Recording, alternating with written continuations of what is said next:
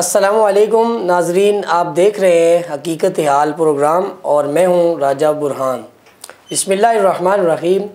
इस वक्त मैं हाज़िर हुआ हूं आपके सामने चंद हकीकतें रखने के लिए। पाकिस्तान का सियासी मंजरनामा कुछ यूँ है कि कहीं से डिफ़ाल्टर की ख़बरें आ रही हैं, कहीं से पाकिस्तान डूबने की ख़बरें आ रही हैं।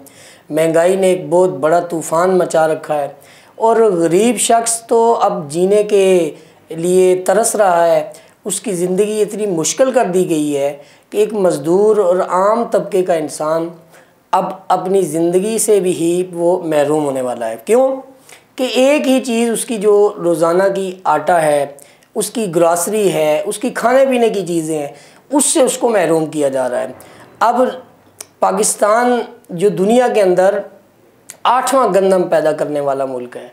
पाकिस्तान दुनिया के सबसे ज़रख़ेज़ तरीन ख़ित्ते के अंदर मौजूद हमारी रियासत है, जिसका पंजाब नहरी निज़ाम दुनिया का सबसे बेहतरीन नहरी निज़ाम है। लेकिन फिर भी हम गंदम की खातिर इंपोर्ट करने के ऊपर मजबूर हैं। दुनिया के अंदर हमारी एक हैसियत ये बन चुकी है कि हमें वो इंटरनेशनल भिखारी समझते हैं। हमारे हुक्मरानों से लेकर हमारी आवाम तक हर शख्स मांगने की तरफ तवज्जो दे रहा है। वजह और सबब क्या है? वजह और सबब ये है, अगर पाकिस्तान की हिस्ट्री के ऊपर नज़र दौड़ाई जाए तो चंद मिनट के अंदर हमें इस मसले का हल निकल आता। ज़री मुल्क पाकिस्तान किस वजह से इस वक्त आवाम के लिए भूख और अफलास का सबब बन चुका है? वजह और सबब ये है कि हमने वो प्लानिंग नहीं की जिसका अल्लाह ने हुक्म दिया। हमने वो प्लानिंग नहीं की जो दिमागों का काम था, जो थिंक टैंक्स का काम था। पाकिस्तान के अंदर करप्शन ने पंजे इतने गहरे गाड़ रखे हुए हैं कि जिसका ये नतीजा निकला है कि पाकिस्तान इस वक्त डिफ़ाल्टर होने की तरफ जा रहा है। वजह और सबब फिर वही है कि हमने जो तारीख़ से सबक नहीं सीखा। 75 साल से हम इस पाकिस्तान के साथ नीचे से लेकर ऊपर, ऊपर से लेकर नीचे तक हर शख्स इसको लूटने के चक्कर में है। और अब जो आवाम से ज़लील तरीन कैफियत दो चार किया जा रहा है वो ये है कि अब आटा और खुर्दनोश आपको ट्रकों के साथ लाइनें लगी होंगी।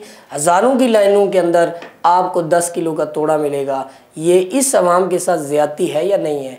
इसके पीछे हमारी सियासी सेटअप है, हमारी गलत प्लानिंग और गलत पॉलिसीज़ हैं जो इंटरनेशनली हमने कबूल की और पाकिस्तान ने अपने लिए, अपने अवाम के लिए इन सियासतदानों ने कुछ ख़ास काम नहीं किया, जिसकी वजह से हमने करप्शन को उसका बाज़ार गर्म किया और डॉलर की ख़रीदो फ़रोख्त ऐसे की कि हमने अपने रुपए की कदर ही खो दी।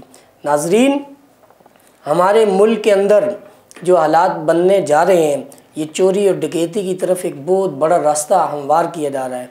पाकिस्तान पहले से ही बदअमनी से दो चार था। लाखों जानें कुर्बान करके आर्मी के शुहदा, सिविलियन शुहदा ने इसके अंदर अमन की एक नई लहर मुहैया की थी, जिसको हम फिर सोबताज करने लगे हैं। हमारे मुल्क में अब बदअमनी फिर बढ़ेगी। क्यों बढ़ेगी? कि जब एक शख्स को, गरीब को, उसको रोज़गार नहीं मिलेगा, और रोज़गार तो दूर की बात, जब उसको खाने के लिए पेट में रोटी का नवाला नहीं मिलेगा तो उसका अल्टीमेट रिज़ल्ट ये निकलेगा कि हम इस मुल्क में बदअमनी और तवाइफ़ुल मुलूकी का मंज़र देखेंगे। इससे बचने का रास्ता क्या है? इससे बचने का रास्ता ये है कि हमने पाकिस्तान बनाया था तो जिस नारे के ऊपर, जिस वादे पे बनाया था, वापस उसी तरफ पाकिस्तान को फलाई रियासत की तरफ भेजा जाए। हमें तो लॉलीपॉप दे के जो है वो चुप करा दिया जाता है। एक पार्टी के सियासी नारे लगवा के, दूसरे नारे लगवा के हम इस पाकिस्तान को बेहतर नहीं कर रहे। आवाम के अंदर शऊर नहीं दिया जा रहा। सियासतदान चाहते नहीं हैं कि आवाम के अंदर शऊर मुहैया किया जाए, ताकि ये आवाम जिसके अंदर दुनिया के अंदर सबसे ज़्यादा पोटेंशियल हमारे नौजवानों में है, हमारे पास बहुत बड़ी मैन पावर है, उससे हम कोई फ़ायदा नहीं ले रहे।